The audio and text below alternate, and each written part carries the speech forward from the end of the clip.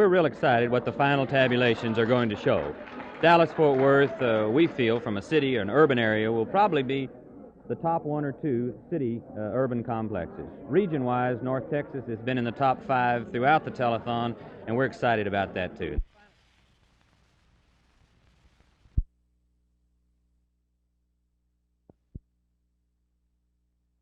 A greater efficiency in the operation, I think, of the Road and Bridge Fund, and also the fact that the carryover has resulted in the past will not result in the future. You mentioned a carryover, yet sometimes some of the commissioners don't have any funds left over, yet others do. Is this going to facilitate means for some commissioners to go beyond their normal funding? No, I don't think that will be true at all. All the commissioners will be under a budget that will be approved by the court. I think this is the greatest step toward modernization that has resulted in recent years.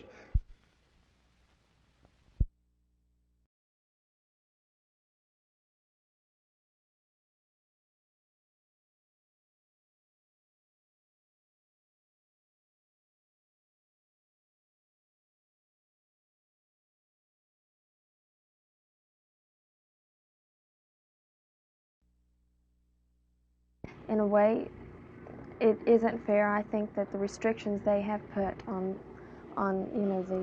you have to be enrolled at a school or live in the city that you represent is fair, because otherwise girls could just, hop all over Texas and enter pageants.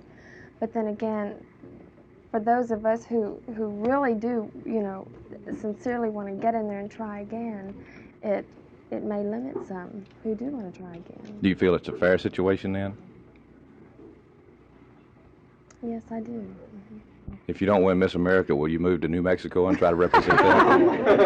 And try again? No, not at all, because I feel very honored to represent Texas.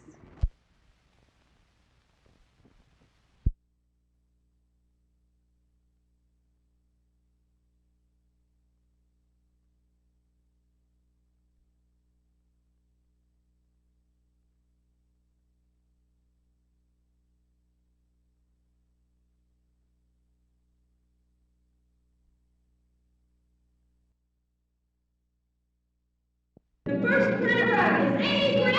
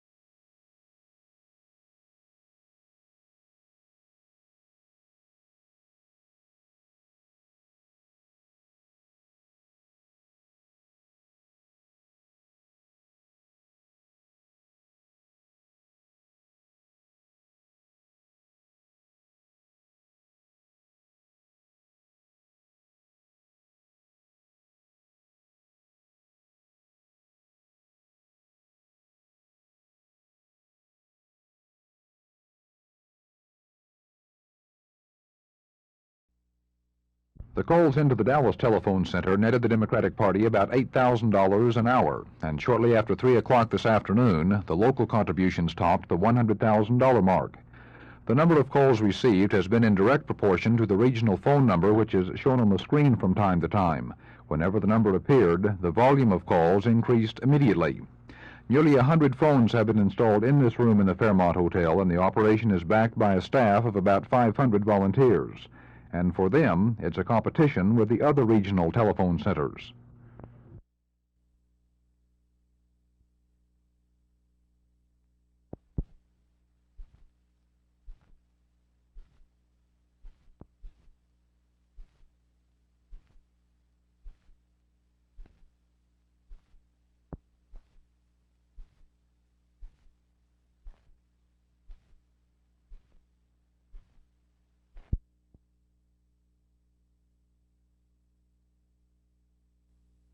The amount of money collected is not the whole story. An even more important aspect of this telethon might be the impact it could have on the politics of the future.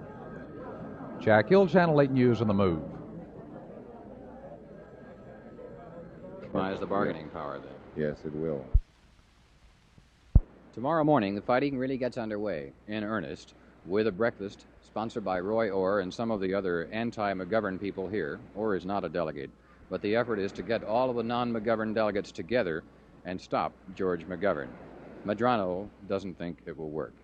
In Miami Beach with the Texas delegation, this is Travis Linn, Channel 8 News on the Move.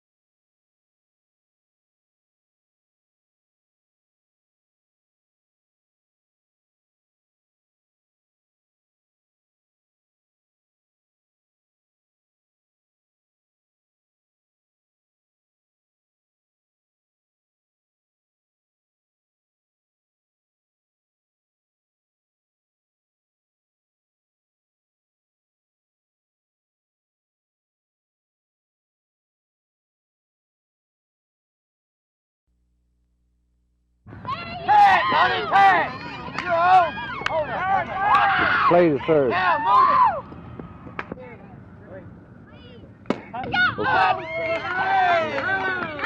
get him back out! Hey, watch the truck. I tell you.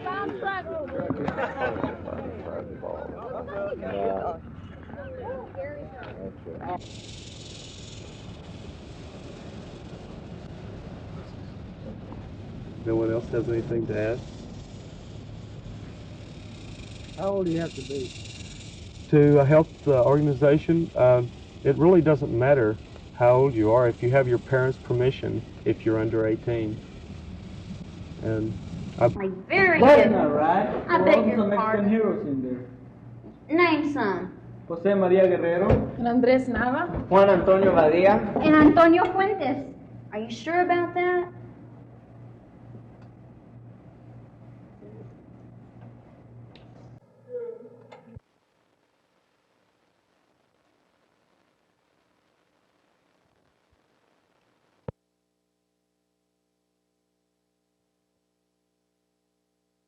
There is no pat reason why young people get in trouble, but one thing is certain: once they are in trouble with the police and courts, the chances of reclaiming them is greatly reduced. The ideal is to reach them before this happens, and that's the purpose of the Tarrant County Youth Services Bureau. For almost 2 years, the Bureau has reached out to help hundreds of youngsters, but now the program is in danger of going under unless some local support is given by county government and cities in the county. Last week, the City Council of Fort Worth postponed any action to contribute to the Bureau due to an unfavorable recommendation by City Manager Roger Linn. Tomorrow, the council will consider the request of $27,000 again. This time, Linn is reported to be in favor of a contribution, but only about $5,000 and some in-kind services. The executive director of Youth Services, Don Weiss, says the contribution will be of great help to prove to the Bureau's principal funding agency, the Texas Criminal Justice Council, that the program does have local support.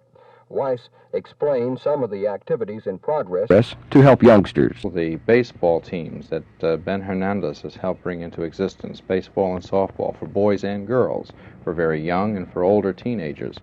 These teams have an opportunity here to perform acts of athletic skill and at the same time have social interaction and fulfill themselves, have success patterns that they can enjoy. The outreach program that we're trying to develop in the Hurst-Euless-Bedford area is also an attempt here to have young people introduce the Youth Services Bureau to other young people, as they will make it possible for the community to see us in terms of meeting the needs of youth before the youth are in serious trouble with the law. We are working with the minority groups, not merely to provide them with an opportunity to develop skills, but with an opportunity to develop a self-image which is positive. With the action expected to be taken by the Fort Worth Council tomorrow, Weiss hopes the county and Arlington will follow suit. Jim Green, Channel 8 News on the Move in Fort Worth.